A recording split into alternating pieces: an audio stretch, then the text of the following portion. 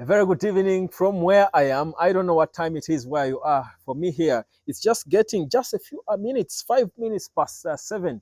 And clearly, it is getting late, but never too late to talk Manchester United. Remember, on Monday, I've got my TV show on NBS Sports, so I'm preparing for it. That's why I'm not in my usual studio. So usually my Monday video is out, but doesn't matter where I am. What matters is what I am telling you now. Guys, Fabrizio Romano has confirmed it that in about a month we will have complete clarity on Sir Jim Ratcliffe and his role in Manchester United, what is believed to be a 25% takeover of Manchester United. The footballing department of Manchester United is set to be handed over officially to Sir Jim Ratcliffe in about a month. That is according to the kingpin himself, Fabrizio Romano. Now, not only that, in 8 weeks stops, we will also be getting to see a new board, a clear board. Clarity will be complete, and this whole takeover will be over and done with at once. Good stuff, isn't it? It's been a long time coming. We've been hoping it's done so that we focus on the football. Now, this is what you need to understand, most importantly, about this whole Sir Jim Ratcliffe situation at Manchester United. Sir Jim is going to be taking over the footballing department of Manchester United. Now, remember, the Glazers have acknowledged they are not the right people to run football at Manchester United. They don't even care about it. That's why they have taken it down to the dogs clearly in the years they have been around the club, but they have grown the business. So what has happened is they agreed to hand over the football department of Manchester United, but they stay with the business department because for them, it's all about money. Like we all know, clearly acting like typical Glazers. So let's forget about that. Let them make the money. But let's focus on the football. So when Sir Jim Ratcliffe comes in, this is what we expect to see. We expect to see some changes, obviously, when it comes to the people running the football. Now, the one change that at least we might be guaranteed is not going to happen. So my hand is shaking, guys, because I'm holding my phone with my hand. But so it's okay, guys.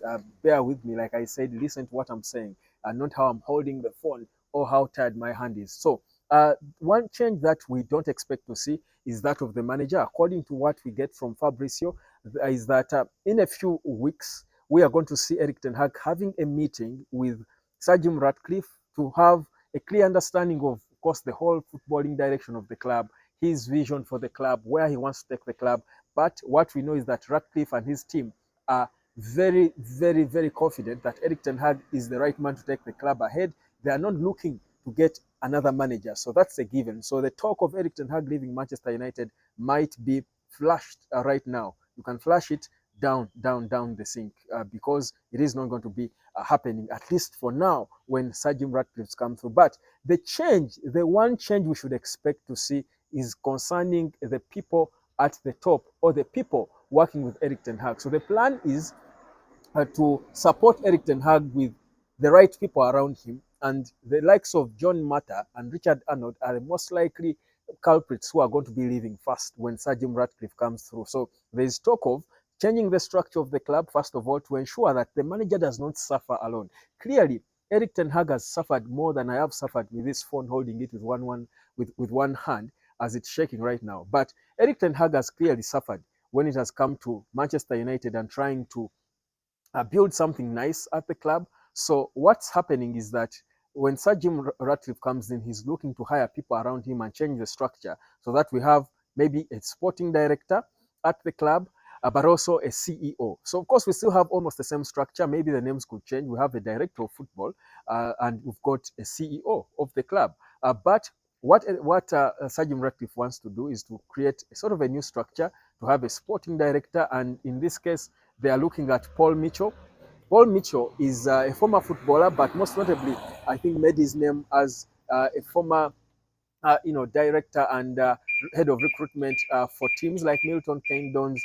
Then, most significantly, at Southampton, when he was involved in, getting players like Nathaniel Klein, Gazaniga, and a few others. But then, together with Pochettino, he used to work well with Pochettino. In fact, when Pochettino left Southampton to go to Spurs, he joined him later, and he signed players like Sung Hyun Min, players like Kieran Trippier. I brought in players like Dele Alli. All these brilliant players, young players we saw with Spurs, including some who are still there now, were recruited by this guy as sporting director at Tottenham Hotspur. So he's a big guy, he's a gem. So it's said he could be looked at. Currently, he's working with should be Monaco AS Monaco in France. So he's looked at as a guy who can come in and bring a lot of experience to work with Ten Hag and work on recruitment of players. Now, this for me is a futuristic plan, and I love to hear it. The other change could be the change of a CEO with Jean-Claude Blanc. He's a French guy. He's looked at as one of the top guys. He's a top football manager who has been at PSG, and he has been CEO of Juventus. He's an old guy. He's about 60, so he's been there and done it. And he's definitely one guy who would bring in a lot of experience. But also, he's a guy who has got the experience to work at a big club.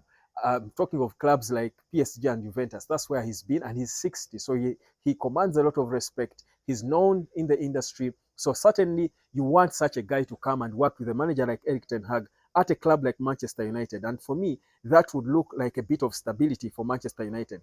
But what I expect when this happens, when Sir Jim Ratcliffe takes over, from the plan we see, I feel like his plan is more long-term, and we don't expect to see quick fixes. And for me, that's what I've always wanted to see with Manchester United. It will look like we now have a clear direction of where we want to go. We have someone whose job, whose ownership at United is entirely to cater for the football. So for me, that there is no better news than that for Manchester United. The beauty is everything I'm talking about, according to Fabrizio Romano, is going to be happening in no more than 8 weeks. So we've got just 2 months for us to see a new dawn for Manchester United. You can't tell me what expectation you have, what you think is the first change that Sir Jim Ratcliffe should make when he does join Manchester United. When he's unveiled officially, when he starts working, what is the first thing do you want that you want to see him do? Now, of course, you don't expect him to be the one now chasing players. Like I told you, his role now as the owner of the club is to change the structure, to give the manager the right structure to work in, to be able to get the club performing. So the structure means the support hand. That's why he's bringing in these experienced people, but also the infrastructure around the club. Because when it comes to the football, the pitch, the facilities all matter. So there is certainly there's got to be an investment that is going to be made into the facility at Old Trafford, at Carrington, and all the others. So the football department of Manchester United is finally going to be in the hands of someone who cares about football. We are talking a guy who owns a club in Nice in France, and we also expect probably maybe in January to make some transfers when that happens, because the target is to see that by January we don't miss this new transfer window, that in January we get to do some business. We hope to get some money, because certainly when he does come in, there's got to be a bit of investment, or of course within the financial fair play rules, of course, buy and maybe sell some and all that. So it's, I think for me, looks promising. I love the fact that we are getting the tail end of this process that has dragged on for so long, and finally we'll be able to talk football completely. But for now, speaking football, let's just wait for the build-up to the FC Copenhagen game in the UEFA Champions League, because that's the next elephant in the room we are supposed to be attacking. I'll tell you more about that. For now, let me go prepare for my show, fam. I've given you a proper wrap-up of what's happening. According to the Kingpin Fabrizio Romano, in 8 weeks, Man United will be in paradise. Hotspot, subscribe. My name is Webb. Are you happy? Let me know. I'll catch you later, fam. Bye-bye.